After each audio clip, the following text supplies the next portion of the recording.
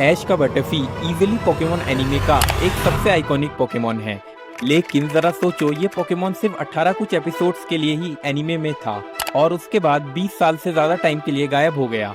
फिर भी लोगों का ये फैन फेवरेट क्यों बना हुआ है? रीजन काफी इंटरेस्टिंग है और सिर्फ नॉस्टैल्जिया ही नहीं बल्कि इसलिए क्योंकि बटरफ्री का कैरेक्टर आर्क पूरे पोकेमॉन एनीमे में सबसे बेस्ट था। ये आर्क बचपन से ही मेरा काफी फेवरेट आर्क रहा है। बटरफ्री की स्टोरी समझने के लिए हमें वापस चलना पड़ेगा पोकेमॉन एनीमे के फर्स्ट सीजन में, जब ऐश एक बिल्कुल नया ट्रेनर था। विरिडियन फॉरेस्ट में ट्रेवल करते हुए ऐश का पहला वाइल्ड पोकेमॉन एनकाउंटर होता है कैटरपी के अगेंस्ट। ऐश ने बिना बैटल किए सीधा पोकेबॉल थ्रो किया और सरप्राइज कैटरपी ने खुद ही पोकेबॉल में रहना डिसाइड कर लिया। यही बन गया ऐश का पहला पोकेमॉन एवर। ऐश इतना एक्साइटेड था कि मिस्टी के सामने चिल्ला चिल्ला के अपनी अचीवमेंट बता रहा था। ये तो वो सिंपल डेज थे जब एक पोकेमॉन कैच करना एक बड़ी बात होती थी। बस एक प्रॉब्लम थी, मिस्टी को बग्स से एक्सट्रीम नफरत थी। उसने ऐश को बोला कि ये पोकेबॉल अपने पास रखे और दूर रहे। ऐश ने सोचा मिस्टी मजाक कर रही है तो उसने कैटरपी को बाहर निकाल दिया और मिस्टी सीधा भाग गई।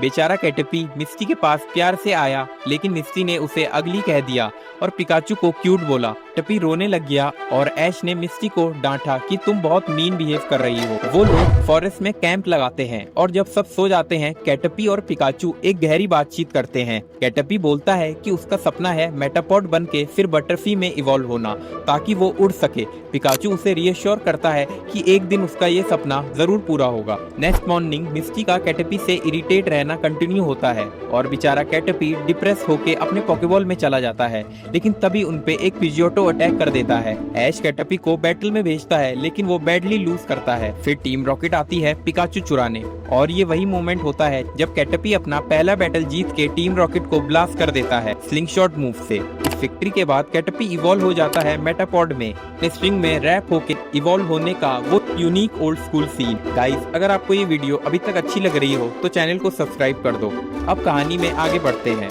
आगे चल के ऐश का मेटापॉड एक समुराई के मेटापॉड के against most intense harden versus harden battle लड़ता है, लेकिन फाइट के बीच में एक बीड्रिल का झुंड आ जाता है और एक बीड्रिल ऐश के मेटापॉड को किडनैप करके ले जाती है। पूरी एक रात ऐश टेंशन में बिताता है। सुबह फाइनली मेटापॉड को ढूंढता है, लेकिन मेटापॉड हर्ट होता है क्योंकि ऐश ने उसे तुरंत रेस्क्यू नहीं किया। अपॉलॉजी के बाद दोनों रिकंसाइल करते हैं, लेकिन एक बीड्रिल ऐश पर नीडल से अटैक करने आती है।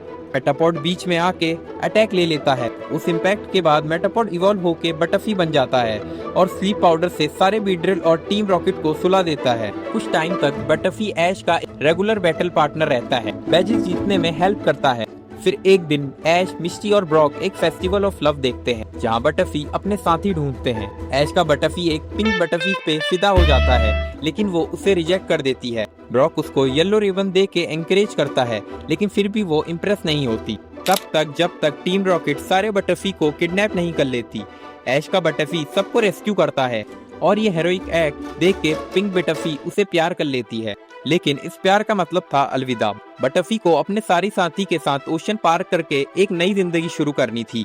ऐश ने दर्द छुपाते हुए बटरफ्री को जाने दिया, कह के कि ये बस एक छोटी ट्रिप है। पिकाचू तक रो पड़ा और एनिमे का एक सबसे इमोशनल मोन्टाज प्ले होता है जिसने बचपन में काफी लोगों को रुला दिया। पर्सनली ये मेरे लिए भी काफी इमोशनल मोमेंट था। बटरफ्री के बाद लोगों ने सोचा कि शायद वो कभी वापस नहीं आएगा। कुछ ने तो एज्यूम किया कि वो मर गया होगा, लेकिन पोकेमॉन जर्नीज के एक एंड में एक शॉर्ट सीन में ऐश और बटरफ्री का रीयूनियन दिखाया गया है, जो कि एक सिंपल बिना ड्रामा का था।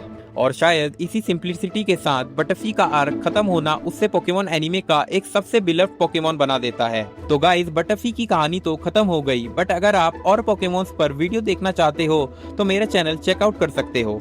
Thank you so much.